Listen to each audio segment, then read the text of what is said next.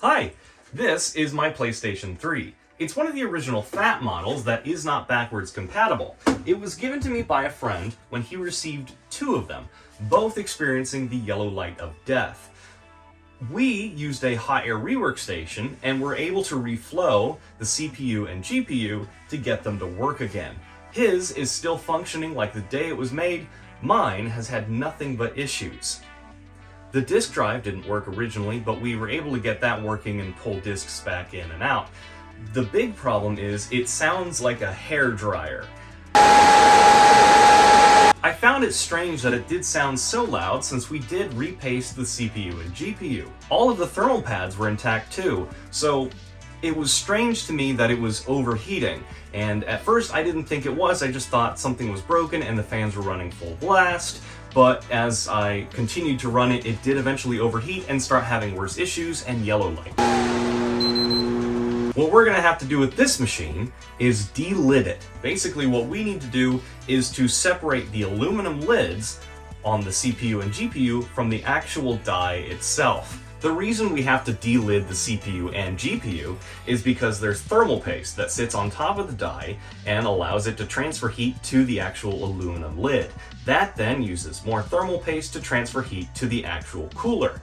What happens is inside those lids, that thermal paste basically becomes a powder and no longer transfers heat.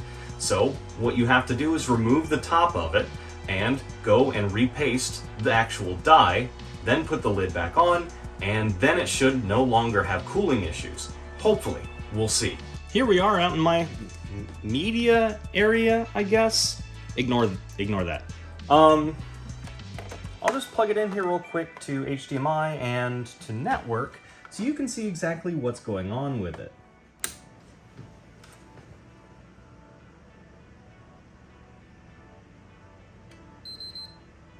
As you can see, it's suffering from the yellow light of death. But if I just so happen to, I don't know, bang on the top a little bit with my hands, then it'll start to work.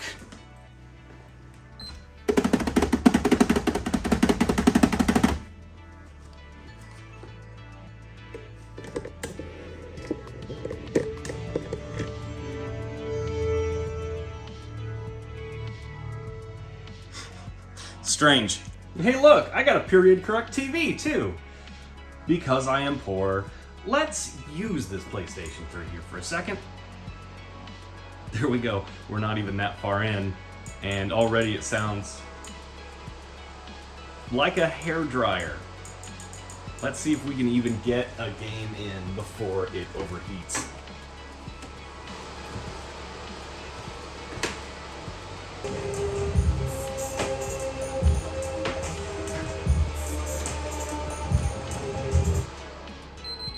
Nope, overheated. Didn't even get into GTA 3. Although, to be fair, that took forever to not even get to load yet. It wasn't even done. Oh my. The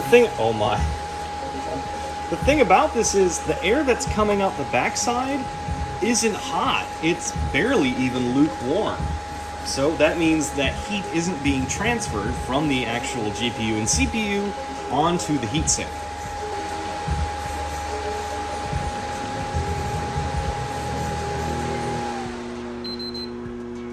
Yup. She's out. So we're at my desk to take this thing apart. I remember how to take this apart. That's only because I've done it now like 3 times on this machine and on another machine. So another thing I want to say is that none of the screws like that one are going to be correct. So originally that should be a Torx bit. It isn't, because I'm not the first person to get inside this machine. Someone else was. I'm also going to be using this. This is an egg carton. Don't mind that there's an extra screw in here. I forgot it last time I took it apart. I'm going to be using this to keep all of the screws separate. That one I'll put there. Sometime later in this video, I'm probably going to bump up against it and put all the screws everywhere. So we'll see if that happens. Let's dig let's dig in even more.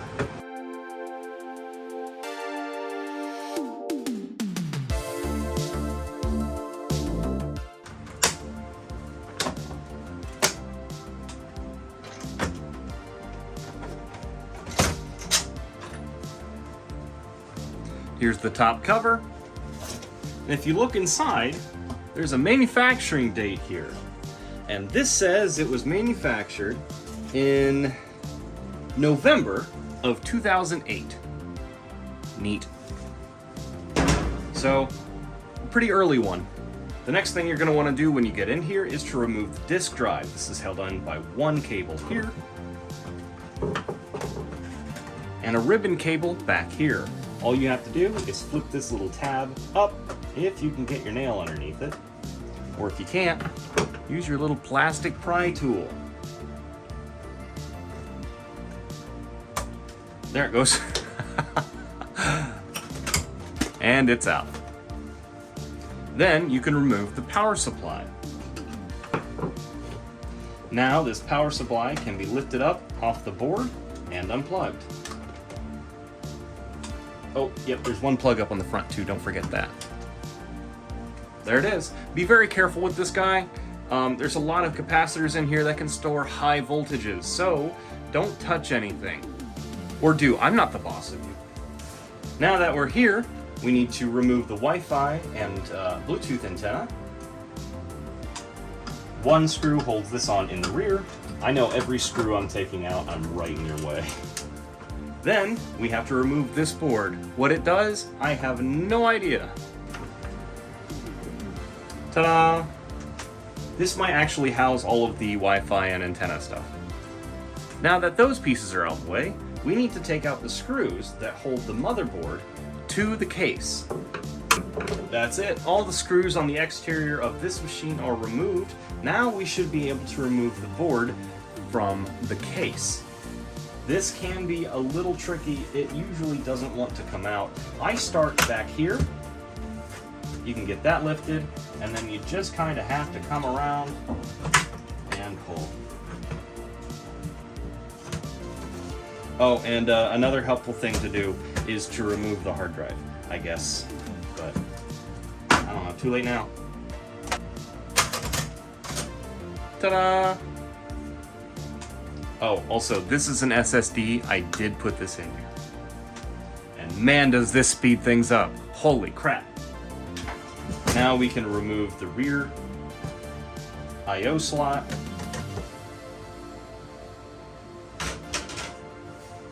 And this is the motherboard and cooler assembly.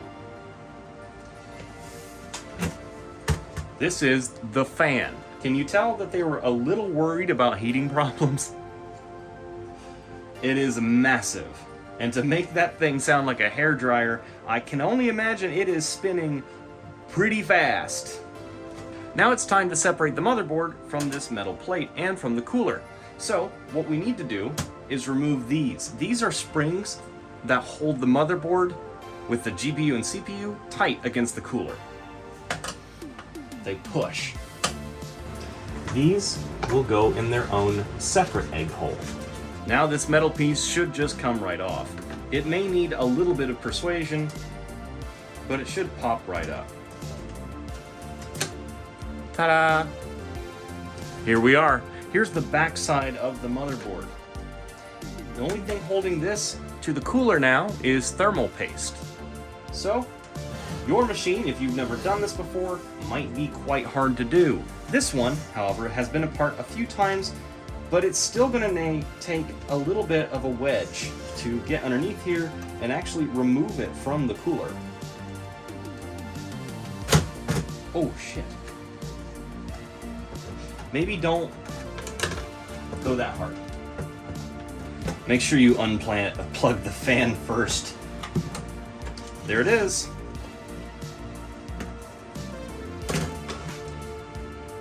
That's the motherboard. And this is the bottom side of the cooler. As you can see, there's a heat pad here that goes on top of this chip here. There's also a heat pad that's stuck to this. It's supposed to go right there on those chips. Let's clean the paste off these. These are medical grade alcohol wipes. I buy them off Amazon. I found out about them when I stayed in the hospital in 2015 while I had a heart transplant. These are fantastic wipes. I always buy them. There they are, cleaned.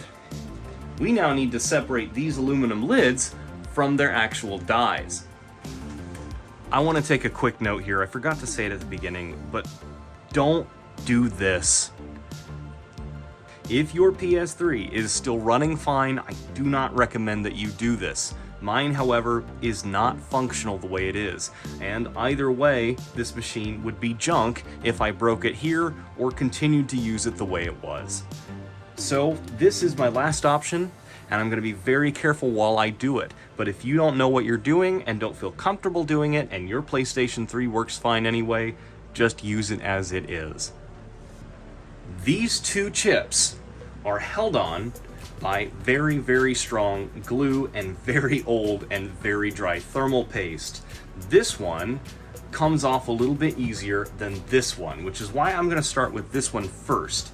This one is very difficult because there is silicone all the way around it. This one there is not. So what I'm going to use, now I've seen people use, spudger tools kind of similar to this, and it always gets me very scared because one, these aren't held onto the board very well to begin with, so I'd be afraid of ripping a chip off. But furthermore, I don't want to damage the actual chip, or when using something like this, damage any of these itty bitty little components around it. Because if one of them pops off, I'm done. You've already seen me solder once. If you've been on this channel before, it's not a good look. So let's go and take that off. Now, I've seen a lot of ways to get the lids off of these. I've seen people do it with spudgers. I've seen people try to do it with string, with piano wire. What I'm going to be using is very fine thread. This is going to allow me to get some saw action underneath the chip and remove it very gently. Instead of prying against the board, prying and putting a lot of pressure on a lot of solder points, I'm just going to very slowly saw the chip off. All right, here we go. I've got my string. Let's see what I can do.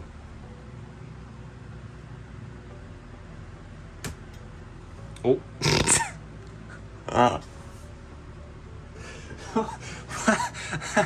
Well, okay, that's not exactly what I wanted to happen. Let's try that again. Brakes. Shoot. Fuck. That's not gonna work. What am I gonna do? It's a new dawn, it's a new day. I've got some new tools. I've got an X-Acto knife, some razor blades, fresh ones, and I have these. These are palette knives. Painters use these when they have, little palette that they make all their paints on, mix them, like Bob Ross does. But instead of being Bob Ross, I am me. Let's see if we can do it with just these. I think we can. Yeah, see, this allows you to get underneath. Oh, they're bending. Oh my. This is gonna take a while. But it is working. It's just going to make my hand incredibly sore. Oh, shit. Damn. Fuck. Wow. Oof.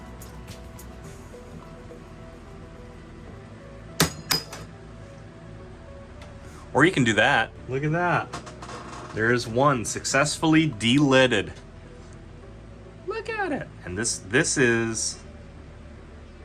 Oh my.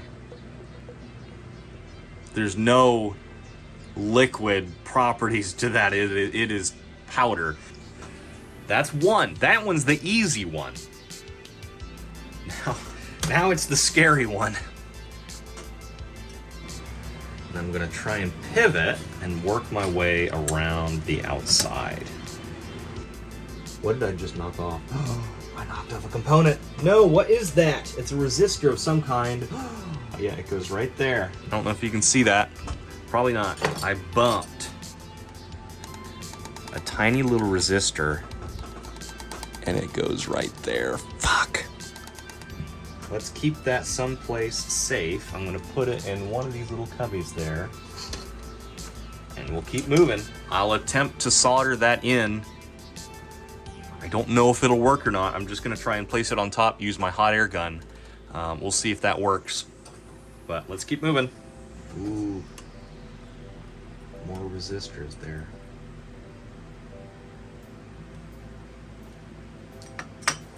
There we go. Got it. There is the other lid.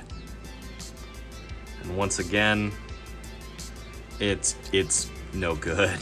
So, silicone around the outside here. That's what we had to be real careful getting through. So, there's our actual CPU dies and GPU die.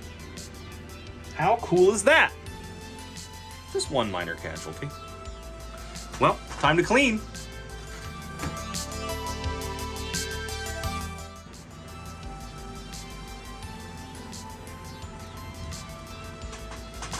Ta-da! All right. What I have also noticed is that right there. When you get these little palette knives underneath here, you have to be incredibly careful because you can scratch off the actual traces that lead to the processor, and that's no good. It needs those. I don't believe they're damaged enough to not work anymore. I know this one here looks a little broken, but I don't believe it actually is. I think that's just area where it hasn't been scraped off. We won't know until we try it. I'm gonna go clean this with a little bit of rubbing alcohol and a toothbrush. Just give it one last final clean, and then we're gonna put the heat spreaders back on, assemble everything, and see if it still functions, or if I really fucked it up. Here we are. The board is cleaned. I was able to get that resistor back on. It's not very pretty, but it's gonna work. Now all we need to do is repaste. Now, you might also ask what I'm going to use to keep these back on, right? Because these were held on by a little bit of silicone. This one, it was some silicone or some kind of glue. Well, the answer is nothing. I'm not going to put anything on them. I scraped off the undersides of this one and the undersides of that one and off the top of these chips. That way these would make a very good contact. Nothing would be stopping it from pressing tightly onto the actual CPU dies, but I'm not actually going to use any glue because, one, I don't know if this is going to work afterwards when I put this all back together. There's a very, very high chance none of this is any good anymore. The other thing is the thermal paste, once you get everything put on there, is also going to act like a glue anyway. And the heatsink is going to hold it on tight to the chips. So I'm not going to use any. I'm just going to put it back on the way it is, and that's that. I'm not too concerned because if everything works right, I don't plan on taking this apart again. So we're gonna start by just getting some thermal paste on these chips. And that's that. Now it's time to put the heat spreaders on. And be very careful not to put them on strangely. And that's it. That's all there is to it. That's how I'm going to leave them. Next, I'm going to put it... actually, I have to put that CMOS battery back in there. So let's do that here real quick. It fell on the floor, and here it is. Goes in this way. Ta-da! Now it's time for reassembly. Before I do that, I'm going to give this cooler a real quick clean. Make sure everything is ready to go. There's my thermal paste. You can tell me if I use too much, you can tell me if I use too little. A lot of people don't like to put out there on YouTube the thermal paste that they do because no matter what you do, you've done it wrong. So that's the way I'm gonna do it. If you don't like it, you can put it down in the comments. You can call me a dirty, nasty hoe down in there for, you know, how I put that thermal paste on there, and I'll like your comment anyway. And just like that, it's on. Neat. All right, we're back out here in my living room. Again, ignore this. Let's plug it into power, see what happens. And flipping it on.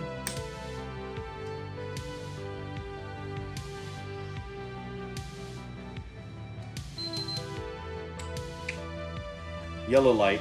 Okay, well, that's not a promising start.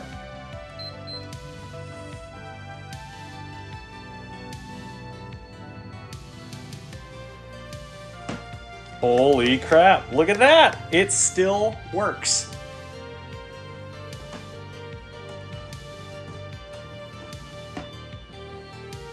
And we're in. Already we're off to a good start though. It is not sounding like a blow dryer. Put GTA 4 back in.